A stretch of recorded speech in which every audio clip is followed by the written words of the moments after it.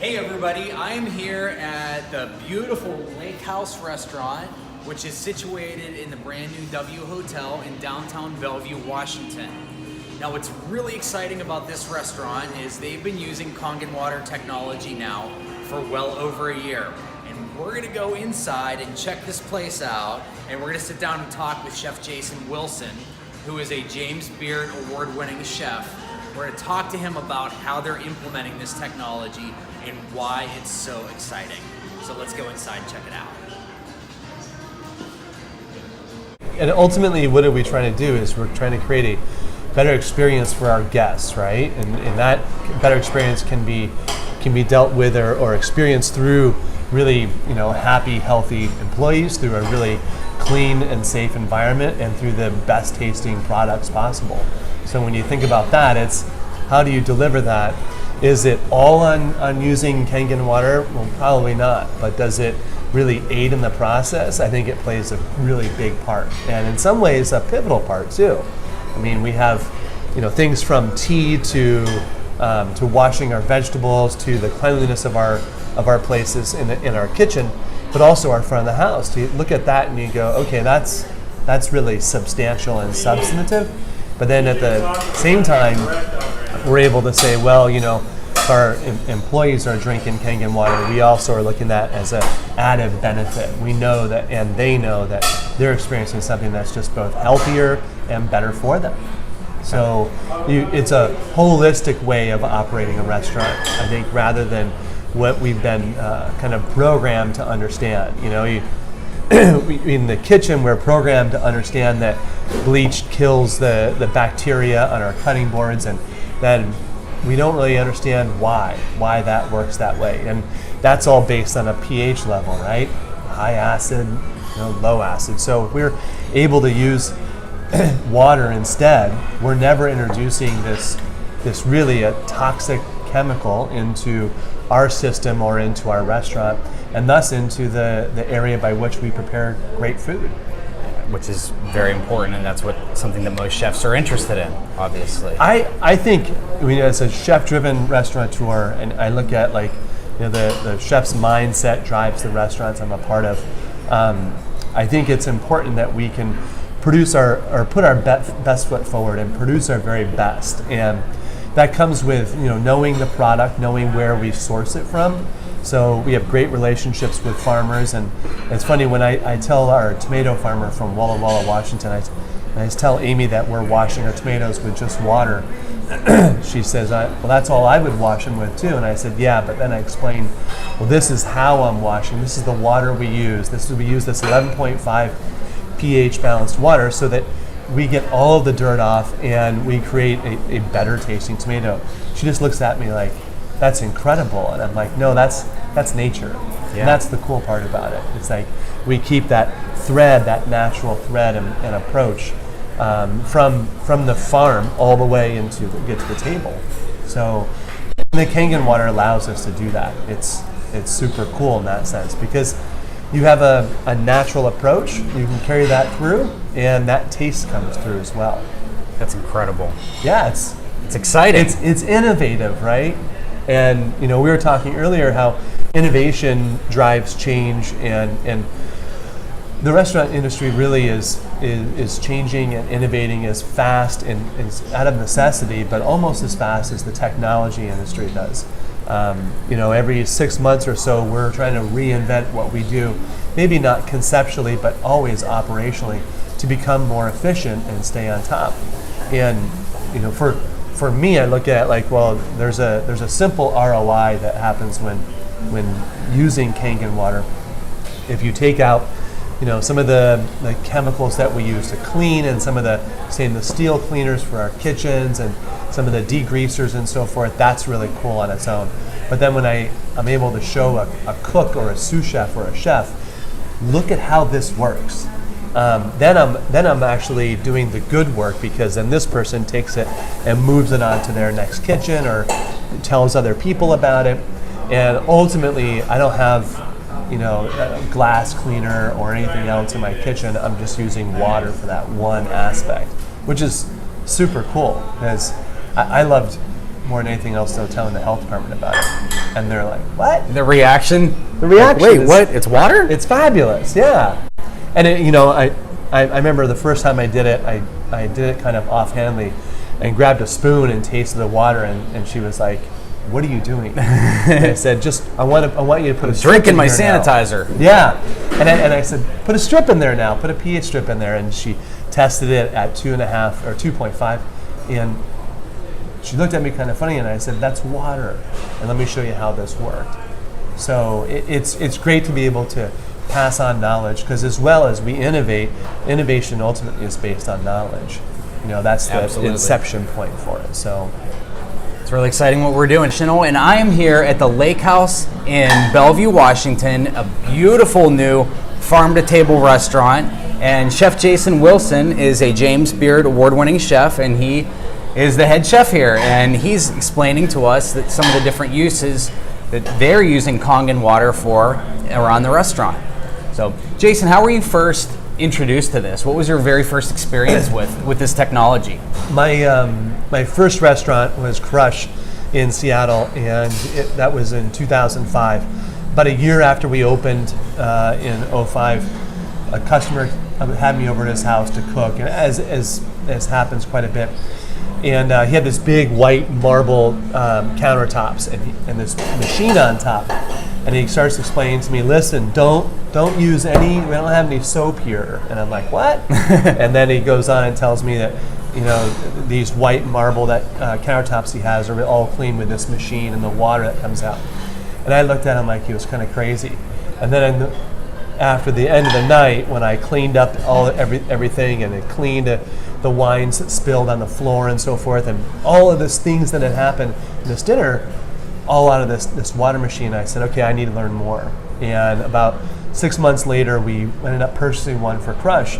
That machine, we did all the cleaning with, we drank the water, we did tea with, we did coffee, press pot coffee services with it, and I was just like, this is really incredible. And my staff thought it was so cool because they didn't have that smell of, say, bleach and vinegar on the floors and all of these things that we clean with.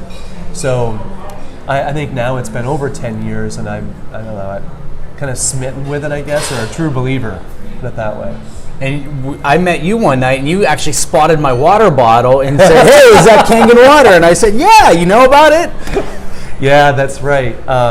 And I think people that walk around with that water bottle, it's like you know, right? Those ones that know.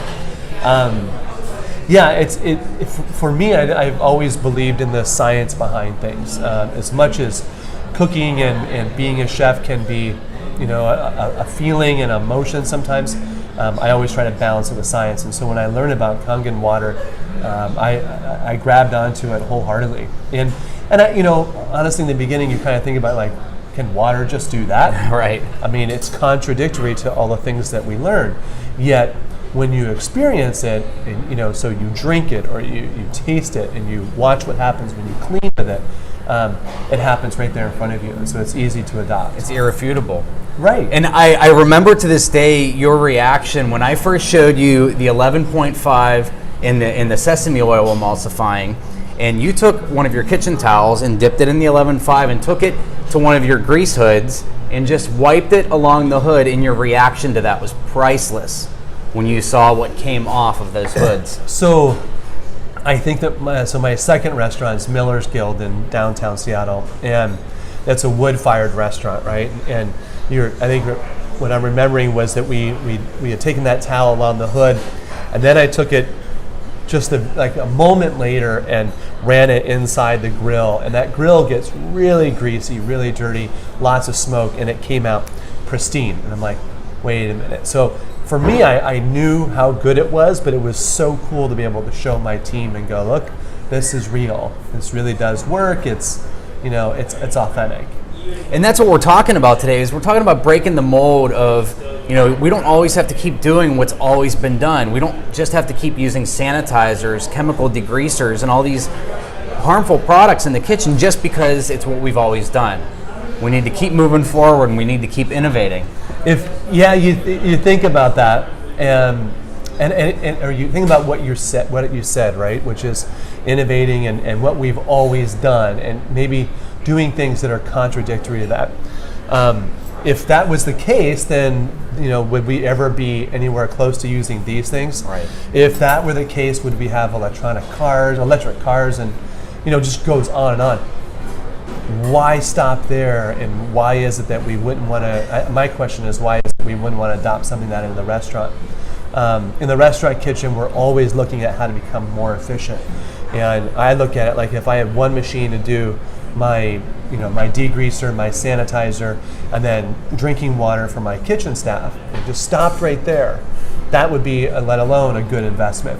But then I'm going to add on the ability to wash vegetables. So if you think about this idea of washing vegetables, we put a vegetable that comes out of a field and gets stocked and stored in a warehouse on the floors, essentially, in a cold warehouse, and then we put just plain old water on it, and that's supposed to get all of this stuff off. And what I think we haven't seen or we don't know is that process and the things that happen along the way, the chain of events that leads to that. So if we look at how to make that, even that product better, there again is a innovation, and there again is reason to change. And it's ultimately about the operator. Do we ask ourselves, how good can we be? But for me, I think this is a no-brainer. What do you think this brings to the table in terms of quality of product that you're serving to your guests? Well, the quality of product is one of it has to start with a product itself. But if we're able to deliver, say, a cleaner product, a product that we know has been taken care of, then we have that confidence level in the product. But if we're able to deliver something that actually tastes better, isn't masked by anything that happened along the way, and even consider buying organic. There are still going to be organic things that happen to it along its way. For me, I think that's just putting your best foot forward as an operator, knowing that you've given every step along the way to ensure that your products are the best, and then delivering that to the guest. So product safety and quality, and then again, the shelf life that goes along with this is increased, and then taste. So there's great reasons behind, I think anyways, behind using the water. That's a great point you bring up about shelf life, and they've done studies where they've shown that when you wash produce properly using the 11.5, the strong alkaline water, that it can increase the shelf life up to 14 days longer, which is huge for you because you don't have so much product waste. Yeah, the idea of what we do really is that restaurants are ultimately retailing food and beverage. So when we purchase food to change it in some sort of fashion or to prepare to sell it, it sits on our shelf for, maybe it's a day, maybe it's a couple of hours, maybe it's a couple of days. And any sort of change in that product, whether that it goes bad, affects our ability to resell it. So if we look at just black and white, we want a longer shelf life and a brighter, more beautiful product. And this really is in reference to vegetables. But we want that product to be better so that we're able to sell it at that premium that we want to sell it for. If we then start thinking about things like fish and poultry and meat, so many restaurants nowadays are doing the poke craze, right? Mm-hmm. So, I hate to break it down to the nitty gritty, but if I'm taking ahi that's been frozen at sea, caught wild, frozen at sea, butchered someplace that I'm not sure, and then brought into my kitchen, I have that other level of security just knowing that my cook is dipping it in that 2.5 solution, taking all of the bacteria out of it, and then going ahead and starting to cut it. He or she is also washed off the cutting board that same way. I wouldn't do that if I was using a bleach solution or any sort of other chemical-based solution, because it's going to taste like that solution. So your poke just went sideways. So then that really is expressive of any sort of thing you're doing with proteins. Yeah, the what you're referring to is actually hypochlorous acid, which is what's produced by the machine. It's an FDA-approved sanitizer, and it's actually more than twice as effective at killing bacteria than bleach is. But yet you can drink it. You could, like you said, prepare your food with it. You can dip your ahi tuna in it and then eat it raw. And imagine if you did that with your bleach. It wouldn't taste very good, and you probably wouldn't feel very good after eating it, and you would not be coming back to the lake house for another meal. And I think about what is trendy right now, and you think about where food is moving and in what direction. And there is this level of naturalism that's become important. There's definitely a level of connectivity to our products. People want to know that, there's a source for it, know about that source. And I think taking a more natural approach to how we treat our fruits, vegetables, and proteins is just a natural progression along the way to becoming either a better restaurant or the way that food is heading as well. And obviously in Seattle, the Pacific Northwest, we're very big on green everything. We want chemical free, we want to be good to the environment, and that's what you're doing is you're removing the chemical products that are coming into contact with our food prep areas, and obviously contributing to the environment by not having that go back into the ecosystems or into the food. Yeah, I mean the big question is, in that realm, the big question for me is, can I make a difference? And, I think I mentioned earlier that the best way we make a difference as chefs is how we teach. And so if I teach 25 people that this is a new way of doing it, 25 of those people may go out to their next position, or they may carry that forward or that message, but they also are going to tell other people. Just as diners tell people about great and not so great experiences in restaurants, it's all word of mouth, and that's the strongest word we can have. So the difference ultimately, we have a smaller effect in that ability to not put chemicals down the drain and to be a greener operation. Our greatest footprint is how we affect our employees and our team going out and talking about it more. That's very powerful. It is. And in a few minutes, we're actually going to go in the back and we're going to check out this technology and show you how it works and how it's used. But Chef Jason, is there if you were to say one thing to restaurateurs or fellow chefs out there regarding this, what would it be? It's adoption. So I think that the important thing is for people to open their minds to it and open their eyes to it enough to be able to take that first step. The greatest thing about having adopting something new is developing that new habit. So when we think about that new habit is, get yourself in there, try it learn it enough to have a little confidence, and then continue with that. Continue with it for 2 to 3 weeks, and just watch how you adapt that into a new habit, and then how you start to spread that word a little bit more within your team. That innately will develop that confidence to do this on a daily basis. And that kind of mantra really, it almost flights for any sort of new thing you're doing, but with Kangen Water in particular, you're going against all those things that people have told you how to do. Yet science shows you that this actually works, and then you can see it for yourself as you adopt it. So I encourage people, adopt it, look into it, and then use it so you can really see the difference yourself, and it becomes powerful. And eventually, think to yourself: do you want to innovate, or do you want to just kind of wait until someone else does? I look at it like there's no better time to seize that moment and do something that will actually make a difference and be part of that.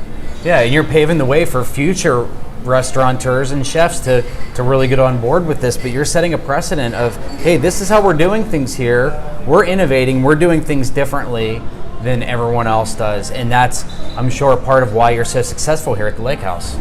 That's part of what we do. That's part of what we do. If you're wondering, this is the Lake House in Bellevue, Washington. We are located in the beautiful W Hotel, brand new. You just opened last June? Yep, correct? A year ago. And farm to table, everything's fresh, phenomenal menu, changes every single day. And we'd love to have you come visit. And we're gonna go in the back in a few minutes and just show you how this all works. Okay, so now we're in the back and we're just going to show you how this technology works. Right here we have the Enagic Levelux Super 501, and this actually produces 7 different pH levels of water that have all kinds of uses, many of which Chef Jason talked to us about earlier. And one of them that we're going to show you right now, if I press this button here, what's actually being produced by this device is this top hose here is making hypochlorous acid, which is 2.5 pH electrolyzed water. Now this is actually twice as effective as most bleaches in terms of disinfecting, sanitizing, and use it to disinfect and clean anything around the kitchen, cutting boards, knives, you name it. Now what's being produced out the bottom here is a strong alkaline water that actually has some very unique properties to it, which we're going to show you here in just a moment. Now I press the stop button and it stops making it. Now here we have the sanitizer that will actually pass a health inspection. And as I mentioned before, it's twice as effective as bleaches at killing bacteria. This water, this high pH water that we have here, is fascinating stuff because this is what Chef Jason and the staff at the lake house are using to clean their floors, their grease traps, their hoods, but a lot of other uses for it as well. And one thing I'm going to show you is, this is some sesame oil that I have here, and we already know that water and oil what? What, Jason? They do not mix. They right? do not mix. So what we're going to do is we're going to take this sesame oil here, and we're going to show you the tap water and that sesame oil simply do not mix. But this is some of this high pH water that we just produced from this Enagic technology right here. And I'm going to take some of this, and I'm going to actually completely emulsify that sesame oil. Get this, with water that I can drink, completely non-toxic, which is amazing because if you come over here, Tristan, you're going to see that we have some tomatoes here, and we're going to actually wash these tomatoes on the right with this high pH water, and then tap water for the other one. Chef Jason's going to help us here. Your assistant, Chef Jason. Yeah, I'm fine with donning that hat. He's the sous chef today. Okay, that's how we normally do it. We normally put it in tap water, or I shouldn't say we, but that's generally how speaking how people will wash the vegetables. And you can see there's just a little bit of discoloration or tinge in this water, but I mean it's just so faint. What happens in the other? But if you look at this one, and Tristan, if you can zoom in there, you can see that this water is already starting to turn yellow, and that it's extremely oily and greasy to the touch. And one thing that we don't realize is that tap water has chlorine, it has fluoride, it has over 200 chemicals in it, and these tomatoes are porous, just like human skin. So they're actually absorbing all the chemicals in our tap water. So if you're buying good organic produce, and it's coming into contact with tap water, you are still putting all of these chemicals into your produce. You know what I've always enjoyed about this too, is that you can see a color difference in the tomatoes, just in the ones that are coming out of the water. So you can almost choose any one of these, and you'll see a difference, but then you can also feel a difference. There's an actual redness that's increased in this tomato. What you've done is you've taken off any of this, gosh, it's so waxy strange. residue? Yeah, there's this, well, the residue, there's sprays essentially that go on in this to prevent that porousness from absorbing things in the environment and then, you know, decomposing or ripening the tomato faster than it wants to be on the shelf. So if you look at that, it's dramatic, the difference. And we can even pour some of that out to give our viewers a better view.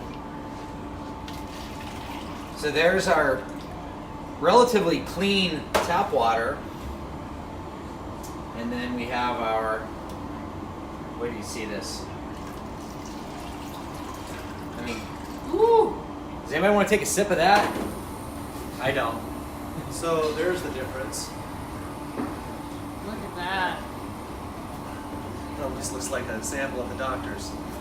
And that's kind of the scary part, is that we're It looks like ingesting urine. that when we eat these tomatoes. And I mean, that goes to any other vegetables. Tomatoes being porous are a real simple way of doing it. We've done it with cherries. Being in Washington State, we used about a ton of these a year. Cherries, that is.